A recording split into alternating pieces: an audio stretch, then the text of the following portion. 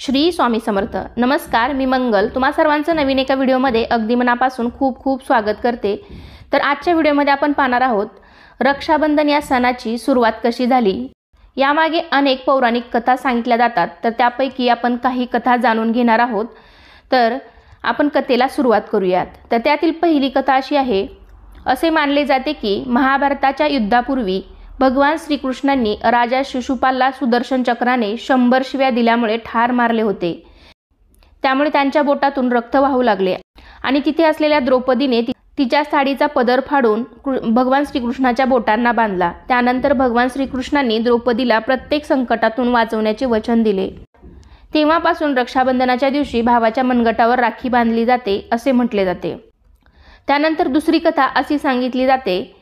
एका कथेनुसार महाभारताच्या युद्धाच्या वेळी जेव्हा युधिष्ठिराने भगवान श्रीकृष्णांना विचारले की मी सर्व संकटावर मात कशी करू शकतो, तेव्हा भगवान श्रीकृष्णांनी त्यांना त्यांच्या सैन्याला राखीचा सण साजरा करण्याचा सल्ला दिला होता. तसेच तिसरी लोकप्रिय कथा अशी आहे. धार्मिक मान्यतेनुसार एकदा राजा बळीने अश्वमेध यज्ञ केला होता. त्यावेळी भगवान विष्णूने बटूचे रूप धारण केले आणि राजा बळीकडून 3 पाय जमीन दान करण्यास सांगितले. राजा बळीने हे मान्य केले आणि हो म्हणताच भगवान विष्णूंनी वामनाच्या रूपात येऊन एका पावलाने पृथ्वी आणि दुसऱ्या पावलाने आकाश मोजले. त्यानंतर त्यांचे विशाल रूप पाहून राजा बळीने आपल्या मस्तकावर त्यांचे पाय धारण करायला सांगितले. बळीने आपल्या मस्तकावर त्यांचे पाय घेतले. तेव्हा देवाकडे वरदान मागितले की जेव्हा जेव्हा मी देव बघेन तेव्हा तुझे दर्शन व्हावे. मला प्रत्येक क्षणी तुला पाहायचे आहे. देवाने त्याला वरदान दिले आणि त्यांच्यासोबत राहू लागले.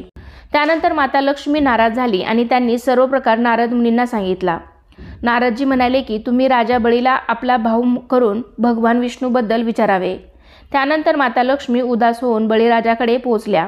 तेव्हा राजाने विचारले, आपण उदास का आहात? मला सांगा, मी तुमचा भाऊ आहे. हे ऐकून माता लक्ष्मीने राजा बळीला राखी बांधली आणि भगवान विष्णूंना मुक्त करण्याचे वचन घेतले. तेव्हापासून रक्षाबंधनाचा सण साजरा केला जातो असे म्हटले जाते.